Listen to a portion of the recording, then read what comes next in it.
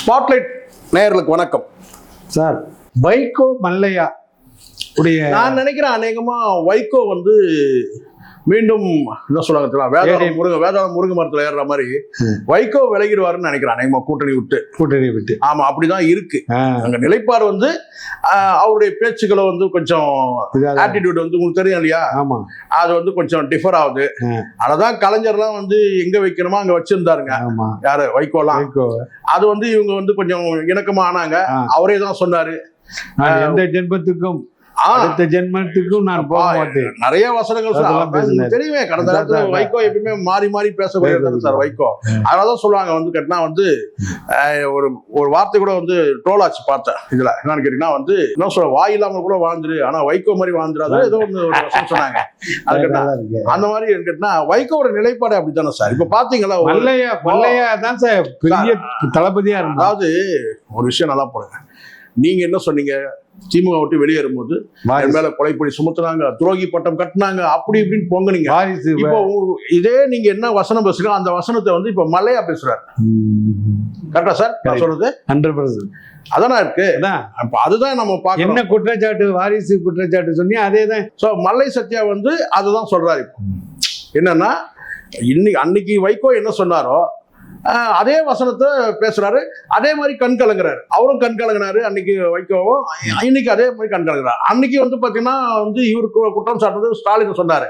அவர் வாரிசு அரசியல் வந்து புகுத்துறாரு கலைஞர், குடும்ப அரசியல். இந்த வார்த்தையெல்லாம் கேள்விப்படாத வார்த்தை. இந்த வாரிசு அரசியல், குடும்ப அரசியல் இதெல்லாம் வைகோ தான் வந்து தமிழ்நாட்டில் இம்ப்ளிமெண்ட் பண்ணதே. இப்படியான வார்த்தைகள்லாம் இன்னைக்கு அதே வார்த்தை அவருக்கே பயன்படுத்து பாருங்க, அவருக்கு எதிராக போகுது. ஏன்னா எனக்கு வந்து மல்லை சத்யா என்ன சொல்றாருன்னா வந்து இப்படி சொல்றாரு, என்னன்னா எனக்கு துரோகி பட்டம் கட்டிட்டாரு, என்ன வந்து வேற என்ன வார்த்தைகளும் சொல்லி தேம்பி ஆடுறதெல்லாம் நம்ம பாக்குறோம். சரிங்களா? இதுதான் வந்து இன்னைக்கு என்னன்னா அதே ஒரு மகனுக்காக. அதை விட கொடுமை என்னன்னா ஒரே ஒரு சீட்டு கிடைச்சது. அந்த ஒரு சீட்டை வந்து ஒருத்தர் கேட்டு கணேசமூர்த்திக்கு கொடுக்காதனால அவர் வந்து பாத்தீங்கன்னா அந்த குருணை மருந்து ஏதோ ஒன்று, அந்த தென்னை மருந்து வைக்கிற மருந்து ஏதோ சூசைட் பண்ணிட்டாரு. அந்த ஒரு பெரிய வசனம் கூட இவங்களுக்கு ஏற்படவே இல்லை. அந்த குற்ற உணர்வு கூட இல்லை இவங்களுக்கு. ஒரு சீட்டு அவருக்கு கொடுத்திருந்தாருன்னா இத்தனையும் அவர் சிறையில இருந்தவர். ஆமா, இப்போ வந்து இவர் 500 சொச்ச நாள் இவர் சிறையில இருந்தார் இல்லையா, அந்த சிறையில வந்து இவரோட இருந்தவர் வந்து கணேசமூர்த்தி. அவருக்கே வந்து பாத்தீங்கன்னா வந்து கடைசியில வந்து பாய்சன் சாப்பிட்டு தான் செத்தார் அவர். ஒருவேளை சிறையிலே செத்துந்தாருனா கூட அவருக்கு ஒரு பெரிய புகழ் இருந்திருக்கும். இவரை வந்து வைகோவை நம்பி வந்து கேட்டா ஒரு சீட்டு கொடுக்காம கடைசியில அவரும் வந்து தற்கொலை பண்ணிட்டாரு. அப்போ இது வந்து பாத்தீங்கன்னா மறுமலர்ச்சி திமுகன்றதே மரண திமுகன்னு ஒரு காலத்துல சொன்னாங்க. அப்ப சொல்லுவாங்க கலைஞர் வந்து விலைக்கு வந்து மறுமலர்ச்சி திமுக போது கலைஞர் சொன்னாரு, மறுமலர்ச்சி வந்து அந்த தொண்டர்களுக்கு யாருக்கும் கிடைக்கல, அதுல இருக்க தலைவர்கள் தான் மறுமலர்ச்சி அடைஞ்சிட்டாங்க. அது காரணம் கேட்டீங்கன்னா தனியா வந்து ஆவர்த்தனம் பண்றதுனால தனியா வசூல், தனியா சொத்துக்கள் சேர்ந்துச்சு.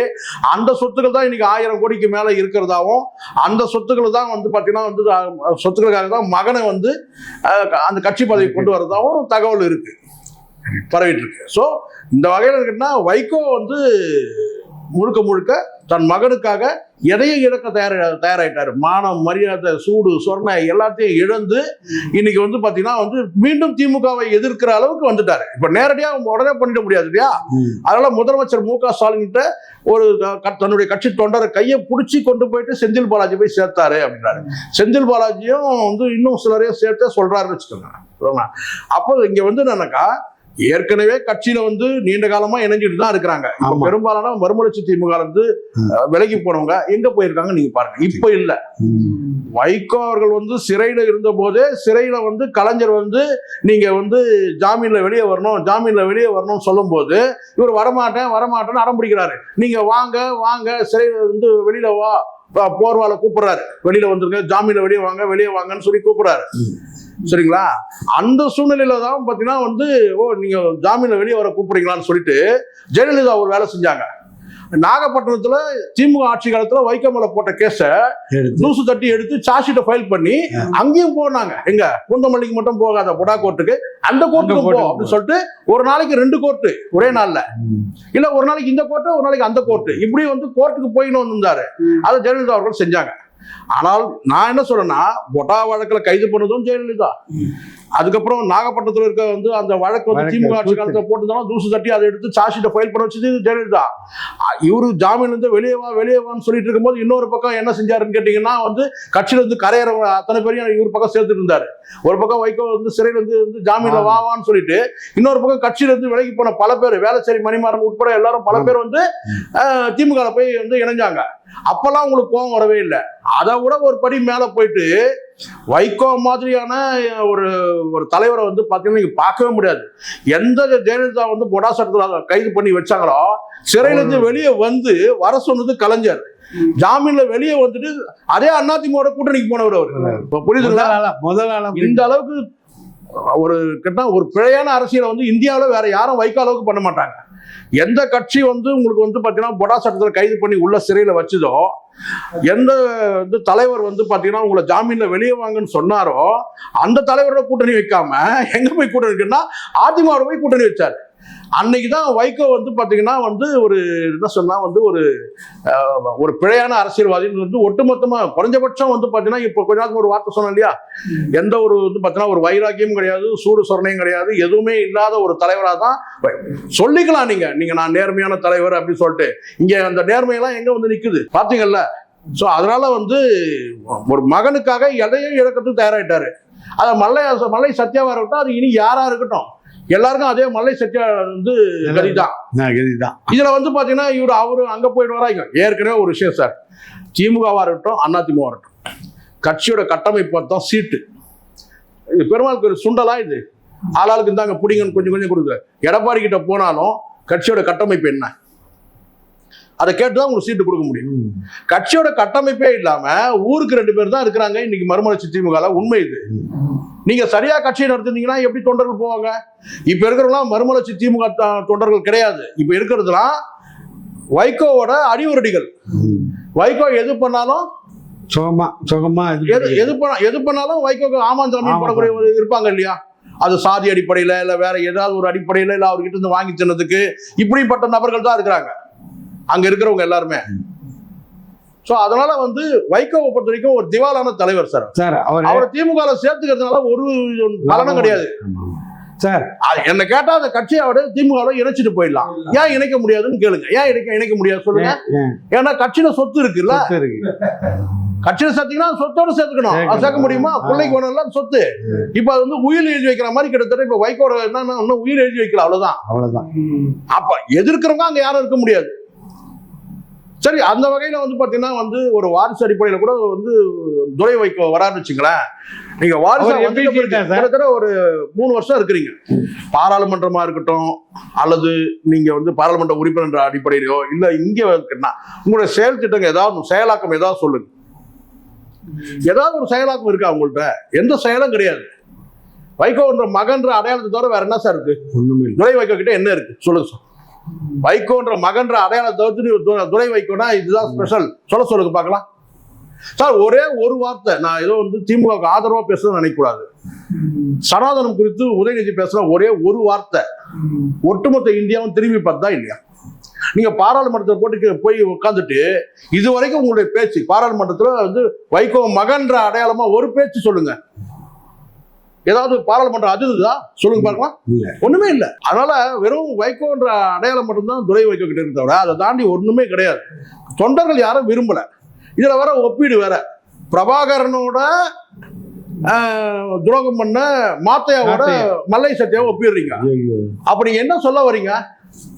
பிரபாகரனுக்கு வந்து மாத்தையா துரோகம் பண்ணிட்டாரு, அப்ப பிரபாகரன் இடத்துல இவரை ஒப்பிடுறீங்க. நியாயமா? பிரபாகரனை இதோட யாராவது அசிங்கப்படுத்த முடியுமா சார்?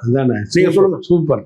பிரபாகரனை இதோட அசிங்கப்படுத்த முடியுமா? நீங்க வந்து மல்லை சத்யாவோட மாத்தையோட மல்லை சத்யாவை ஒப்பிடுறதுல எங்களுக்கு பிரச்சனை கிடையாது. ஏன்னா மாத்தையா வச்சு அது மல்லை சத்யா வச்சு எங்களுக்கு அது பிரச்சனை இல்லை. பிரபாகரனோட உங்களை எப்படி ஒப்பிடுறீங்க நீங்க சொல்லுங்க பார்க்கலாம். பிரபாகரன் கொள்கை உறுதியோட இருந்த ஒரே தலைவர், ஒப்பற்ற தலைவர் வந்து பிரபாகரன். அதுல எந்த சந்தேகமும் கிடையாது. ஆனால் நீங்க பிரபாகரனோட ஒப்பிடுறீங்க. நீங்க எத்தனை முறை எப்படி அணி மாறினீங்க, இன்னைக்கு எந்த நிலைமையில இருக்கிறீங்கன்னு பாருங்க இல்லையா? சோ அதனால பிரபாகரனோட ஒப்பிடுறதே முதல் தவறு. இனி எனக்கு தெரிஞ்சுக்க மதிமுக எதிர்காலம் கிடையாது. அவ்வளவுதான் சார், முடிஞ்சிருச்சு. Okay sir. ஃபினிஷ் ஆயிடுச்சு. அதோட இப்ப இருக்குது என்ன கொஞ்சம் சொத்து இருக்கா, அதோட உயில் மாதிரி எழுதி வச்சு போங்க, அவ்வளவுதான். கட்சி எல்லாம் கிடையாது. அதை வச்சு நீங்க கூட்டணிக்கெல்லாம் போனா எடப்பாடியும் தர மாட்டாரு, ஸ்டாலின். இங்க யாரும் ஏமாளி கிடையாது சார். இப்ப எல்லாம் துல்லியமா கணக்கு போடுறாங்க சார். ஐடி விங்க வச்சு துல்லியமா கணக்கு போடுறாங்க.